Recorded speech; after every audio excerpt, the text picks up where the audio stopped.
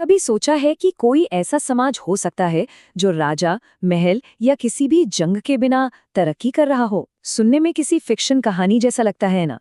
पर आज हम एक असली प्राचीन दुनिया में उतरने वाले हैं, सिंधु घाटी सभ्यता, और उनके अनोखे जीवन के रहस्यों से पर्दा उठाने वाले हैं। तो इस रहस्य की गुत्थी सुलझेगी कैसे? हम बिल्कुल पुरातत्वविदों की तरह एक एक सुराग को जोड़कर देखेंगे। सबसे पहले हम ये जानने की कोशिश करेंगे कि ये लोग आए कहाँ से थे। फिर हम उनके हैरान कर देने वाले मॉडर्न शहरों की सैर करेंगे। हम ये भी पता लगाएंगे कि आखिर इन शहरों को चला कौन रहा था, अगर कोई चला भी रहा था तो। और आखिर में हम उनके समाज के अंदर झांक कर देखेंगे कि उनकी जिंदगी असल में थी कैसी। तो चलिए शुरू करते हैं। हर कहानी की एक शुरुआत होती है, लेकिन सिंधु घाटी के लोगों की कहानी आज भी एक पहेली है। एक शुरुआती थ्योरी ये थी कि शायद वो यहीं के थे ही नहीं, कहीं और से आए थे। जब शुरू में आर्कियोलॉजिस्ट्स ने इस सभ्यता को खोजा, तो उन्होंने इसे समझने के लिए उन सभ्यताओं से जोड़ा जिनके बारे में वो पहले से जानते थे।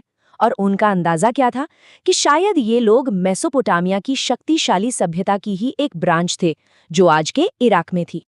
Sir John Marshall, Gordon Childe और मार्टिन व्हीलर जैसे बड़े बड़े पुरातत्वविदों ने कुछ मिलती जुलती चीजें देखी और इस कनेक्शन का सुझाव दिया। लेकिन जैसे जैसे खुदाई गहरी होती गई, कहानी और भी ज्यादा उलझती चली गई और पता चला कि ये समानताएं तो बस ऊपरी थीं। और यहीं पर आकर मामला सच में दिलचस्प हो जाता है। देखिए, मेसोपोटामिया में राजा थे, युद्ध होते थे। सिंधु घाटी में इसका कोई निशान नहीं है। सिंधु घाटी के शहरों में जो कमाल का ड्रेनेज सिस्टम था, वैसा तो कहीं और था ही नहीं। यहाँ तक कि उनकी लिखने की स्क्रिप्ट भी बिल्कुल अलग थी। तो ये सिर्फ छोटे मोटे फर्क नहीं हैं, ये दो बिल्कुल अलग दुनियाओं की तरफ इशारा करते हैं। साफ था, सिंधु घाटी सभ्यता अपने आप में ही यूनिक थी। तो अगर ये लोग मेसोपोटामिया से नहीं आए थे, तो फिर ये थे कौन? चलिए, इनके छोड़े हुए सबसे बड़े सुराग को देखते हैं, इनके शहर। और वो सिर्फ शहर नहीं थे, वो प्राचीन दुनिया के इंजीनियरिंग के चमत्कार थे। सोचिए, आज के कई मॉडर्न शहरों की तरह उनके शहर एक सटीक ग्रिड पर बनाए गए थे। सड़कें एक दूसरे को बिल्कुल 90 डिग्री के एंगल पर काटती थीं। मतलब ये कि ये लोग बस यूं ही घर नहीं बना रहे थे, उनके पास एक पूरा ब्लूप्रिंट था, एक मास्टर प्लान था। और जहां मुख्य सड़कें मिलती थीं, उन बड़े चौराहों को ऑक्सफोर्ड सर्कस कहा जाता था, जो लंदन के एक मशहूर चौराहे की याद दिलाता है। और यहाँ एक और बड़ी दिलचस्प बात है, ज्यादातर घरों के दरवाजे मेन रोड पर नहीं, बल्कि अंदर की शांत गलियों में खुलते थे। हो सकता है ये प्राइवेसी के लिए हो, या फिर मेन रोड की धूल और शोर से बचने का एक बड़ा ही स्मार्ट तरीका था। लेकिन हाँ, हर नियम के कुछ अपवाद भी होते हैं। लोथल और बनावली जैसे शहरों में दरवाजे सीधे मेन रोड पर भी खुलते थे। ये हमें याद दिलाता है कि सिंधु घाटी कोई एक जैसी यूनिफॉर्म कल्चर नहीं थी, बल्कि अलग अलग शहरों में अपनी अलग अलग प्रथाएं भी थीं। पर उनकी सिटी प्लानिंग का जो असली हीरो था ना, वो कुछ ऐसा था जिसे देखकर आज के इंजीनियर्स भी हैरान हो जाते हैं। उनका ड्रेनेज सिस्टम, उनकी नालियों की व्यवस्था अपने समय से सदियों आगे थी, जो पब्लिक हेल्थ और साफ सफाई को लेकर उनकी गहरी सोच को दिखाती है। और ये कोई ऐसी वैसी नालियां नहीं थीं, ये एक पूरा कॉम्प्लेक्स नेटवर्क था। हर सड़क के किनारे ढकी हुई नालियां थीं, और थोड़ी थोड़ी दूरी पर सफाई के लिए गड्ढे थे, जिन्हें हम आज मैनहोल कह सकते हैं। ये सिस्टम बहुत ही सिंपल और उतना ही इफेक्टिव था।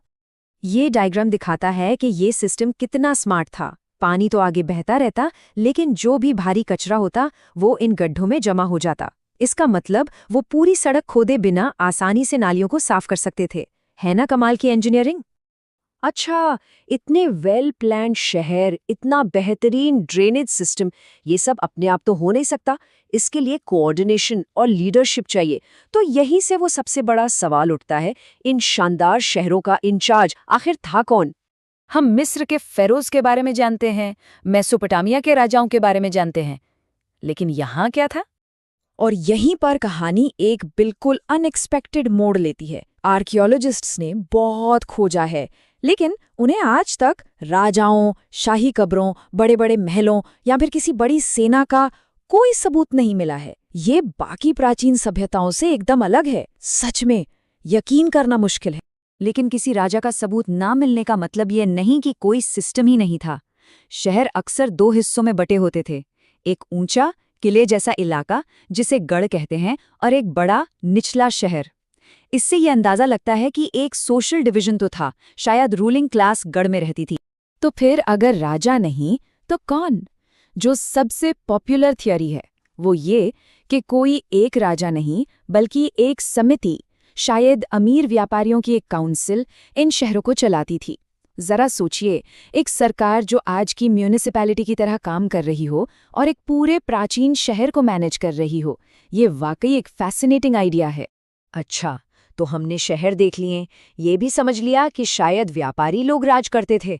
अब जरा उन आम लोगों की दुनिया में झांकते हैं जो इन सड़कों पर चलते थे। उनका समाज कैसा था? सबसे चौंकाने वाली खोजों में से एक है खुदाई में मिली ढेरों महिला मूर्तियां। ये इस तरफ इशारा करता है कि वो शायद किसी मातृ देवी की पूजा करते थे। और ये भी हो सकता है कि समाज मातृसत्तात्मक यानी मैट्रियार्कल रहा हो, जहां वंश और शायद सत्ता भी महिलाओं के जरिए आगे बढ़ती थी। ये उस दौर की कई दूसरी सभ्यताओं से बिल्कुल उल्टा है। और जब बात सामाजिक स्ट्रक्चर की आती है तो एक बहुत बड़ा फर्क समझना जरूरी है। यहाँ जन्म पर आधारित कोई कठोर जाति व्यवस्था नहीं थी। हाँ, एक क्लास सिस्टम जरूर था जो लोगों के काम या उनकी दौलत पर आधारित था। एक तरह की सामाजिक सीढ़ी जिस पर शायद ऊपर नीचे आया जाया जा सकता था। तो कौन कौन थे इस समाज में? व्यापारी थे जो ट्रेड को चलाते थे, पुजारी थे जो धार्मिक रीति रिवाज देखते थे, कमाल के कारीगर थे जो खूबसूरत चीजें बनाते थे, और हाँ, मजदूर भी थे जो इन शहरों को खड़ा करते थे। हर किसी का अपना एक रोल था। लेकिन इस क्लास सिस्टम के साथ क्या समाज में भेदभाव भी था? और यहाँ एक और हैरानी की बात सामने आती है। सारे सबूत एक ऐसे समाज की तरफ इशारा करते हैं जहाँ बराबरी का भाव था। अमीर और गरीब अलग अलग बस्तियों में नहीं रहते थे, वो एक ही मोहल्ले में साथ साथ रहते थे। और मोहनजोदड़ो का जो मशहूर ग्रेट बात है, वो सिर्फ एलीट क्लास के लिए नहीं था। खास मौक़ों पर आम लोग भी उसे इस्तेमाल करते थे। मतलब एक ऐसा समाज जो क्लास में तो बटा था पर शायद अलगाव में नहीं। तो आखिर में हमारे हाथ क्या लगा? एक ऐसी सभ्यता जो बिना राजाओं के शानदार शहर बना लेती है। एक ऐसा समाज जो क्लास को तो जानता था लेकिन शायद भेदभाव को नहीं। एक ऐसी संस्कृति जिसकी लिखाई को हम आज तक समझ नहीं पाए हैं। सिंधु घाटी के लोग एक प्राचीन पहेली है जो हमें याद दिलाते हैं कि एक समाज को चलाने के एक से ज्यादा तरीके हो सकते हैं।